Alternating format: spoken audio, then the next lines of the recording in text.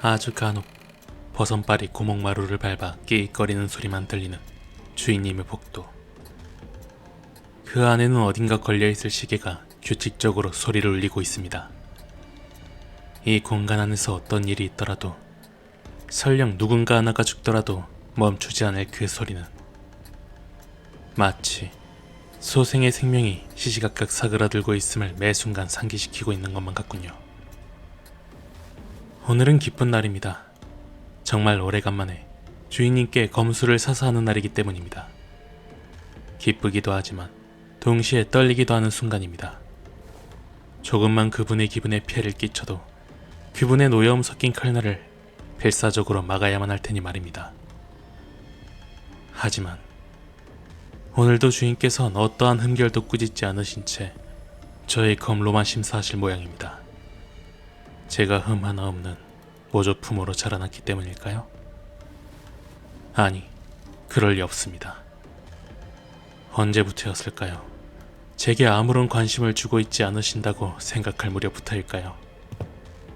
주인께서는 이제 더 이상 제게 어떠한 훈계도 하지 않으십니다. 사사하는 날을 제외한다면 무언가 새로운 것을 가르치지도 자세를 고쳐주지도 않으시지요. 처음 제자가 되었을 때는 항상 두렵기만 했던 사사의 날도 이제는 그 시절이 그립다는 생각이 슬쩍 들다가 퍼뜩 놀라기도 합니다. 짧디 짧은 어떠한 대화 한마디 없던 사사의 시간이 끝나면 소생은 거동이 불편하신 주인님을 부축하여 거처로 모십니다. 주인께서 몸이 좋지 않으셨던 것은 어제 오늘의 일은 아닙니다만 소생은 이럴 때 잠시간의 치근함을 느끼곤 합니다. 숱한 시간을 험한 말로 배워왔음에도 주인께서 이리 약한 모습을 보일 때에는 과거가 슬며시 잊혀지기도 하는 것 같습니다.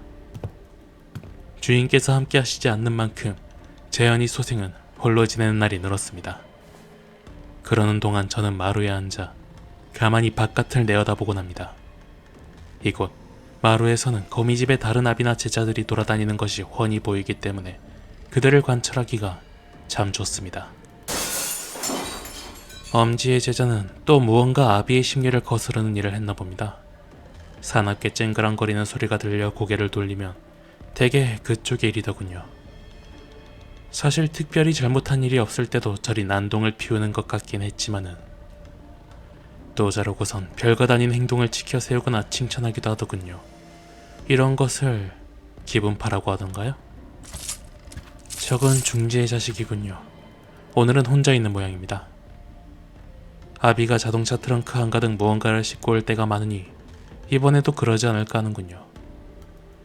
저자는 혼자 있을 때나 아비와 있을 때나 행실이 별반 다르지 않습니다.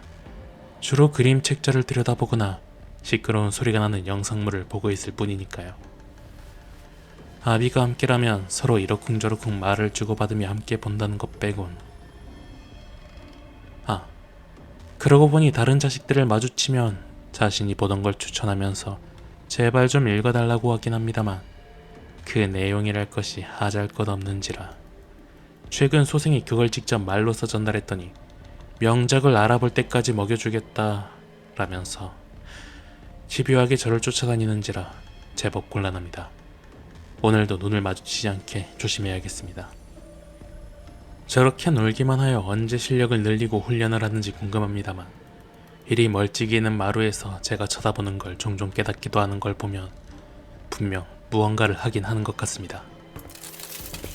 핏물이 뚝뚝 흐르는 보따리를 메고 문으로 들어서고 있는 건 약지의 제자로군요. 아마도 바깥 일을 마치고 소재 수집을 한다면서 시체들의 신체를 수거해온 모양입니다.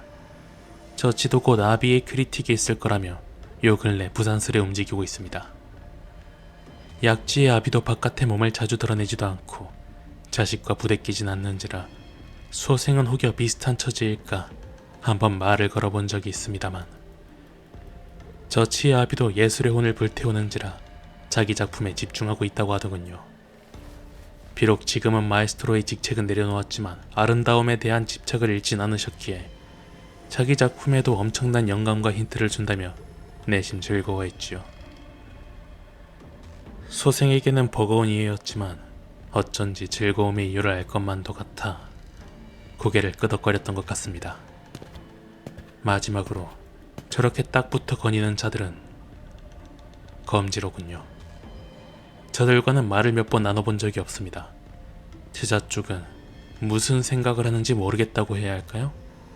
아비 왜 이 사람들을 무서워하는 것일지 시종일과 눈치를 보며 틈만 나면 아비의 자랑만을 하여 이야기가 어려웠고, 아비 쪽은 아니, 말을 아끼지요. 소생이 한툴도 이해할 수 없는 인간의 심리인지라 괜스레 평가하기에 저어대는 마음이 드는군요. 뭐 그렇다고 한들 겉으로라도 저리 친근해 보이기라도 하니. 이 말도 되었습니다. 이것은 제게 득이 없는 말이 될 테니. 그날 밤 정말 오래간만에 일거리가 내려왔습니다. 누군가는 숙제, 누군가는 과제, 누군가는 심부름이라는 말로 아비들의 명령이자 관심을 하나씩 해치워 나가지만 소생에게는 그런 것이 점점 뜸해지고 있던 차였으니 이러한 일거리가 그저 반가울 뿐입니다. 소생은 다른 제자들과는 달리 소지라는 조직의 이름에 가진 적도 없이 아직 비어있지도 않은 지혜성의 이름을 향해 걷고 있습니다. 그러며 동시에 모든 손가락의 아비들 아래 단 하나의 제자였던 그자의 검결을 따라 홀로 차가운 공기를 갈라냅니다. 그 검로의 시작과 끝마다 갈자루가 짤깍이는 소리는 마치 시계의 초침이 재촉하듯 째깍거리는 것만 같이 느껴지기도 합니다. 그러면 소생은 생각을 합니다.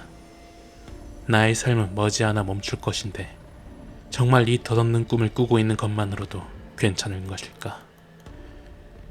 나선처럼 어떠한 방법으로도 끝에 도달하지 못할 것이라는 걸 알면서도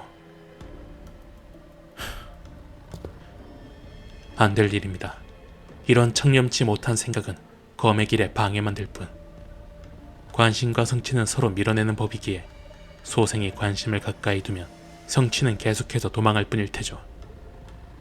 소생은 더욱 가깝게, 더욱 똑같이 진품에 닿을 수 있게 시연할 뿐입니다.